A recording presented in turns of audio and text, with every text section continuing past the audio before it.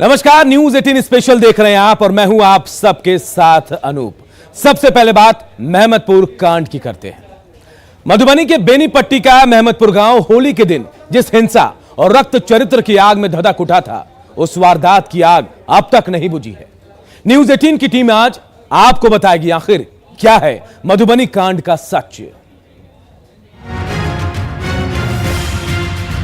हम लोग इंसाफ दीजिए। कितना छोटा है, उसके पापा को मार दिया, उनको फांसी दीजिए।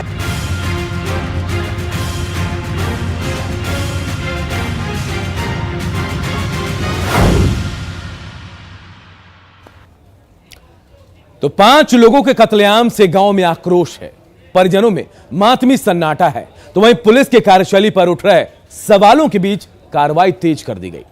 35 नामजद आरोपियों में से 10 को गिरफ्तार भी किया गया, जबकि आरोपियों की चल अचल संपत्ति की कुर्की जब्ती की जा रही है। मिथिलांचल में हुए इस खूनी खेल की हर वो कहानी हम आपको बताएंगे, ग्राउंड रिपोर्ट दिखाएंगे। लेकिन सबसे पहले जानते हैं कि आखिर मेहमदपुर गांव में खून की होली क्यों खेली गई थी। मधुबनी के मेहमदपुर गांव का रक्त चरित्र, रंगों के त्योहार में खून की होली क्यों? कारोबार के फसाद ने 5 लोगों की ली जान। बेनीपट्टी का मोहम्मदपुर गांव, जहां पे 29 मार्च होली के दिन एक ही साथ एक ही परिवार के 5 लोगों की हत्याएं कर दी जाती है। कोई आपसी रंजिश का मामला बता रहा है, तो कोई रंगदारी, तो कोई इसे जातीय रंग देने में लगा है। आज हम आपको इसकी इनसाइड स्टोरी बताएंगे और एक एक परतें खोल कर दिखाएंगे। तारीख 29 मार्च 2021। जगह मधुबनी के बेनीपट्टी का मेहमदपुर गांव। रंगों के त्योहार होली का वो दिन था। हर तरफ रंगों की फुहार और गुलाल उड़ रहे थे। रंगों के साथ दिन का सूरज भी चढ़ रहा था। लेकिन मधुबनी के मेहमदपुर गांव पर मानो खून सवार हो चुका था। हंसी खुशी और उत्सव के माहौल के बीच अचानक कुछ ऐसा होता है कि रंग नहीं, खून से होली खेली जाने लगी। गोलियों की तड़तड़ाहट के बीच कोई कुछ समझ पाता, तब तक 5 जिंदगियां खामोश हो चुकी थी। एक ही परिवार के 4 लोगों सहित 5 लोगों की बेरहमी से हत्या कर दी गई। राइफल बंदूक से लैस हत्यारों का इरादा बेहद खौफनाक था। मेहमदपुर गांव के पूर्व सैनिक सुरेंद्र सिंह का परिवार हमलावरों के निशाने पर था। आखिर क्यों एक परिवार के खात्मे की कोशिश की गई, तो जान लीजिए। दरअसल पूर्व सैनिक सुरेंद्र सिंह के बेटे मछली का कारोबार करते थे। कारोबार के लिए सिंह फैमिली ने तालाब लीज पर ले रखी थी।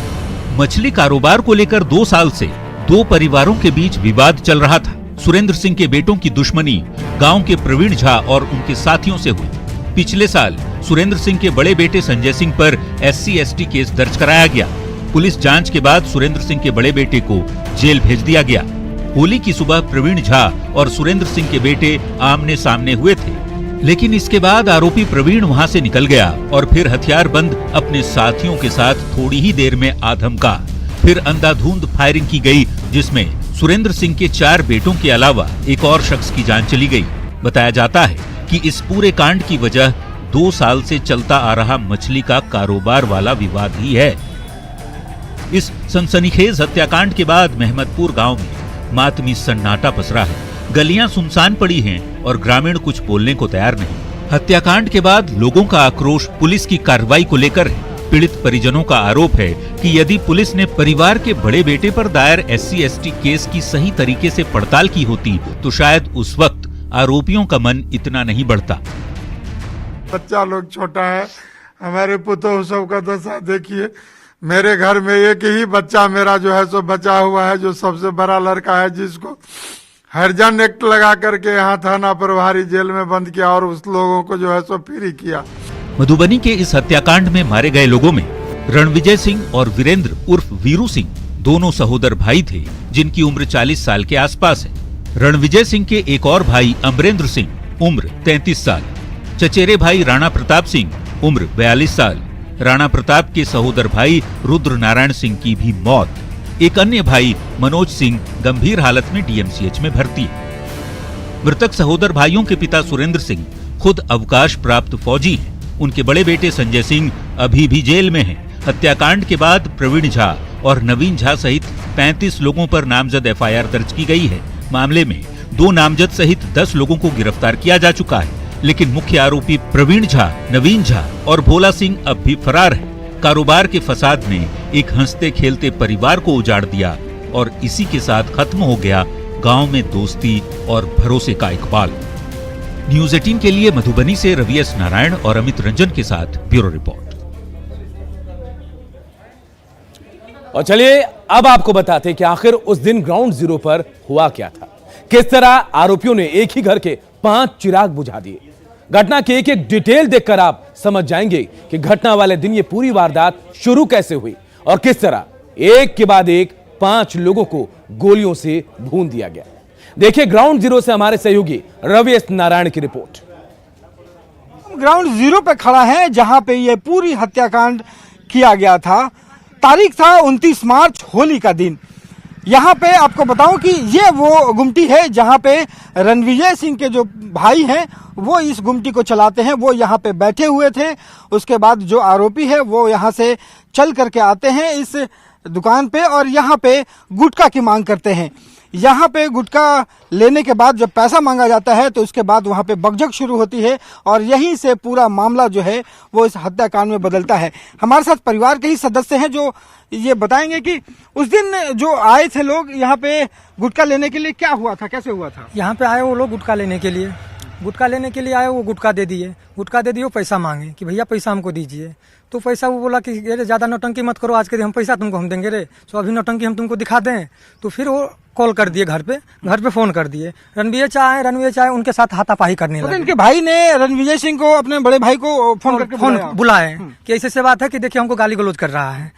तो वो आए, जब वो आए तो उनके साथ हाथापाई करने लगे। तो फिर पीछे से राणा चा जो राणा प्रताप सिंह जो बीएसएफ के जवान थे जो शहीद हो गए वो आए तो उनको फिर हल्ला उल्ला शांत करके फिर उनको लेके चले गए। जब उनको लेके चले गए तो फिर दोबारा ये लोग 10-15 मिनट के बीच, आधा घंटा के बाद ये लोग फिर यहाँ पे जो 2-4 बंदे थे वहाँ पे जो आदमी बैठा हुआ था जो वहाँ पे था, फिर वो लोग सोचा कि ये लोग आया नहीं, तो उसके बाद में उन लोग को मारपीट करने लगा। फिर हल्ला गुल्ला हुआ तो फिर रणविजय सिंह निकल के आया। तो जैसे ही रणविजय सिंह निकल के आया तो बस यहाँ पे जैसे निकल के आता है आगे सामने में वहाँ पे जाता है तो बस इस खेत यहाँ से आ रहा है, सामने से सब सामने से आ रहा है। सब इधर इसी गेहूं में छिपा हुआ था। इस गेहूं में इधर छिपा हुआ था। इधर से आया सीधा जैसे आता गया, इसी रास्ता से आते हैं।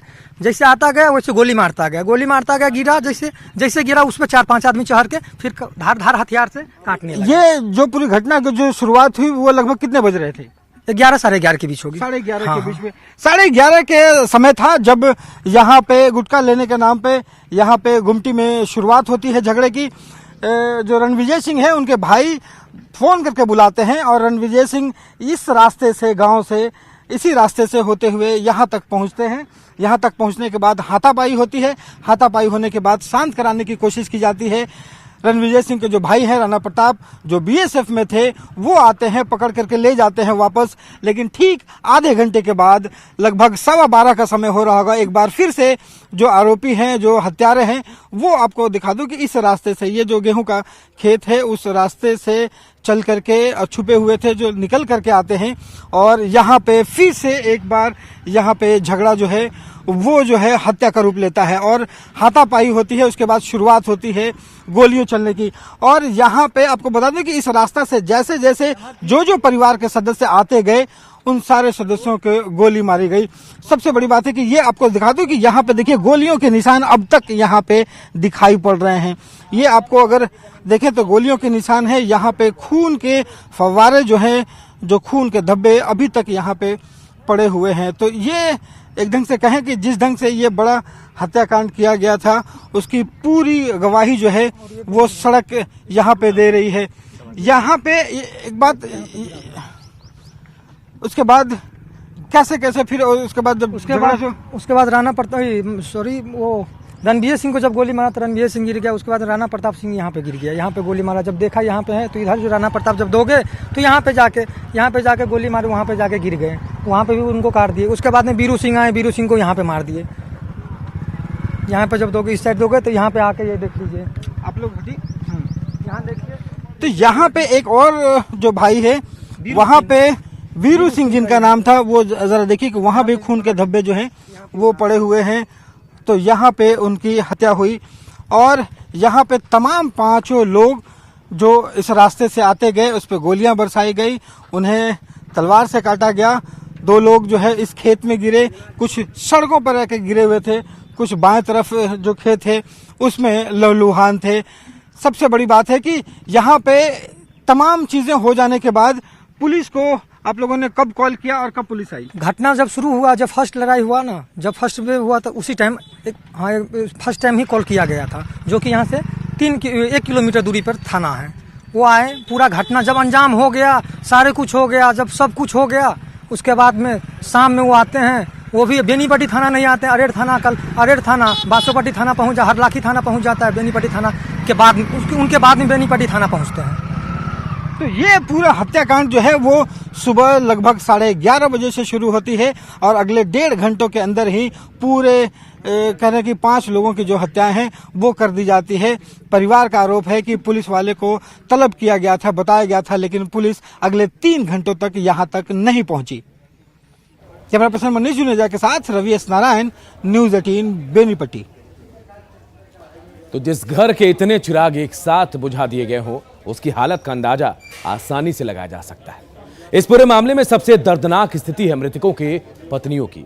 आइए आपको सुनवाते हैं घटना वाले दिन की कहानी इन्हीं पत्नियों की जुबानी।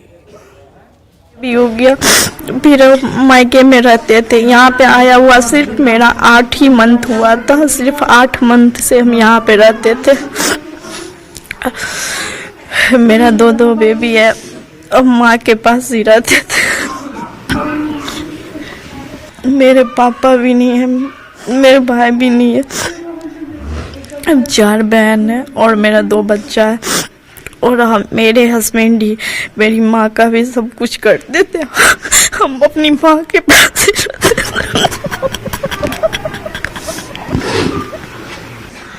सबको गोली लगी थी, सबका किसी का गला कटा हुआ था, पेट फाड़ा हुआ था, टांग काटा हुआ था, सिंह, मतलब जगह जगह ऐसा कोई भी शरीर में ऐसा जगह नहीं बचा था जहाँ से ब्लड नहीं गिर रहा था। हर जगह से ब्लड ही ब्लड गिर रहा था।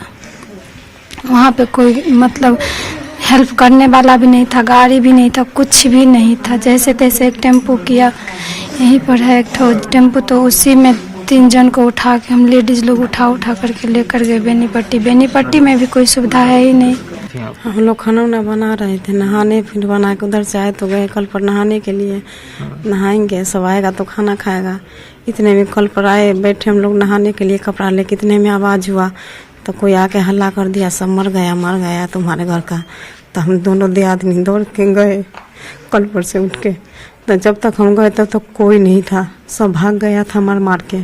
2 मेरा देवर होश में था थोड़ा थोड़ा, 2 भैंसुर का, और मेरा पति को तो खत्म ही कर दिया था, वहीं पर खत्म हो गए थे। वहीं पर कोई लाश उठाने वाला नहीं था। हम लोग गए, नीचे खेत में था, उतरना भी नहीं चाहा, वहीं पर हम भी गिर गए उन्हीं के शरीर पर। कोई उठाने वाला नहीं था, कोई नहीं हेल्प, सबको पैर पकड़ते थे, कोई नहीं आ रहा। और देखिए इस पूरे मामले में पुलिस भी सवालों के घेरे में है। आरोप है कि कुछ अगर पुलिस जो है वक्त रहते कार्रवाई करती तो आरोपी इतनी बड़ी घटना को अंजाम देने की हिम्मत नहीं कर पाते।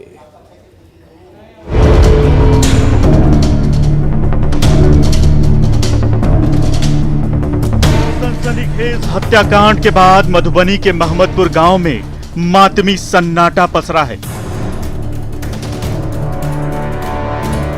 गलियां सुनसान पड़ी हैं और ग्रामीण कुछ भी बोलने को तैयार नहीं। हत्याकांड के बाद से यहां के लोगों में सबसे ज्यादा गुस्सा पुलिस के रवैये को लेकर है। अभी हम खड़े हैं उस तालाब के ठीक किनारे जहां से ये पूरा विवाद शुरू होता है। आज से ठीक 5 महीना पहले नवंबर का वक्त था जहां पे इस तालाब में मछली मारने को लेकर के विवाद शुरू होता है। जो मुख्य आरोपी हैं, जो अभियुक्त है, जहां पे कहा जा रहा है कि जिन्होंने हत्या की वो यहां पे पहुंचते हैं और परिवार के जो सबसे बड़े बेटे जो है संजय सिंह, वो यहाँ पे मछली वो पालते थे। उन्हें यहाँ पे जबरदस्ती मछली मारने को लेकर के विवाद शुरू होता है और यहाँ से कहानी शुरू होती है। पीड़ित पूर्व सैनिक सुरेंद्र सिंह के बेटे मछली का कारोबार करते थे। यही वो तालाब है जिसको लेकर पिछले साल नवंबर में दोनों पक्षों में विवाद शुरू हुआ था, जिसके बाद पीड़ित सुरेंद्र सिंह के बड़े बेटे संजय सिंह पर आरोपियों ने SC/ST एक्ट के तहत केस दर्ज करवा दिया। पुलिस ने त्वरित कार्रवाई करते हुए और बिना जांच के ही संजय सिंह को अरेस्ट कर लिया। तभी से संजय सिंह जेल में बंद हैं। पीड़ित के घर वालों का आरोप है कि अगर पुलिस ने संजय सिंह पर दायर SC/ST एक्ट में सही से पड़ताल की होती तो शायद उस वक्त आरोपियों का मनोबल इतना नहीं बढ़ता और न ही वो इतनी बड़ी वारदात को अंजाम देने की जुर्रत कर पाते। पुलिस कब पहुंची वहाँ पे? पुलिस तो यहाँ हम लोग तो चले गए तब तक, मतलब 4 घंटा बाद आया, 5 घंटा बाद यहाँ पर पुलिस आई। जबकि ये कांड होने से पहले मेरे देवर थाना फोन करके बता दिए थे कि यहाँ पर मतलब झड़प करने वाला है। इन लोगों को ये लोग घूम रहा था ना, तो मैं फोन कर दिए कि अपना आए पुलिस यहाँ पर प्रशासन दे, लेकिन नहीं आया वो लोग। कांड होने के बाद 4-5 घंटा बाद यहाँ पर आए। पुलिस पर दूसरा आरोप है कि घटना वाले दिन सूचना के बावजूद बेनीपट्टी थाने की पुलिस टीम मौके पर कई घंटे देर से पहुंची। दरअसल घटना की शुरुआत होली वाले दिन दोपहर 12 बजे के आसपास हुई थी। पीड़ित पक्ष ने बेनीपट्टी थाने को घटना की सूचना 12:30 बजे के आसपास ही दे दी थी। घटनास्थल से बेनीपट्टी थाने की दूरी बमुश्किल 3 किलोमीटर है, लेकिन बेनीपट्टी थाने की पुलिस टीम से पहले आसपास के दूसरे थानों की पुलिस मौके पर पहुंच गई। सबसे चौंकाने वाली बात यह है कि 12:30 बजे सूचना मिलने के बावजूद बेनीपट्टी थाने की पुलिस मौका वारदात पर करीब 5 बजे पहुंची। उससे पहले घटना की सूचना मिलते ही और स्थिति की गंभीरता को देखते हुए आसपास के दूसरे थानों की पुलिस पहुंच गई। सबसे आखिर में बेनीपट्टी थाने की पुलिस पहुंची। हालांकि बाद में मामले के तूल पकड़ने के बाद बेनीपट्टी थाना प्रभारी महेंद्र सिंह को सस्पेंड कर दिया गया। मधुबनी के महमदपुर गांव से रवि एस नारायण की रिपोर्ट। तो मामले के तूल पकड़ने के बाद पुलिस और सरकार ने सख्ती दिखाई। मुख्य आरोपी प्रवीण झा और नवीन झा ने जिस घर में बैठकर इस जघन्य वारदात की स्क्रिप्ट लिखी थी, उसके खिड़की दरवाजे तक उखाड़ लिए गए। हम खड़े हैं उस प्रमुख अभियुक्त के घर के सामने, जहां पे पुलिस यहां पे आती है और आने के बाद यहां पे कुर्की जब्ती करती है। ये वो आवास आपको दिखा दे कि यहां पे पुलिस आई है और पिछले दिनों आने के बाद पूरी तरह से यहाँ पे कुर्की जब्ती किया गया है।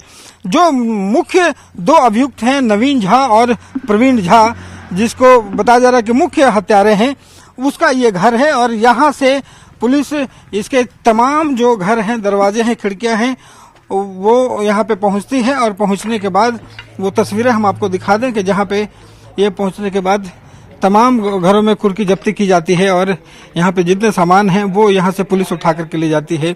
वहाँ पे जो मुख्य अभियुक्त है वो यहाँ से फरार बताए जाते हैं, लेकिन उसके बाद पुलिस जो है वो आने के बाद यहाँ पे तमाम खिड़की, दरवाजे, सामान सारे के सारे यहाँ से कुर्की जब्ती करती है और अपने साथ ले जाती है। तो ये एक तस्वीर आप देख रहे हैं कि जहां से मुख्य अभियुक्तों का ये घर है और पूरी तरह से इसे पुलिस कुर्की जब्ती करके घर ले गई है और जो अभियुक्त हैं वो अभी भी फरार हैं। तो मधुबनी के महमदपुर के रक्त चरित्र की पूरी तस्वीर, पूरी कहानी हमने आपको दिखाई ग्राउंड जीरो से। हमने आपको बताया कि कब, कहां, कैसे वारदात को अंजाम दिया गया और पुलिस अब क्या कार्रवाई कर रही। अब इंतजार है इंसाफ का। मुझे दीजिए इजाजत, नमस्कार। कितना छोटा है, उसके पापा को मार दिया, उसको पापी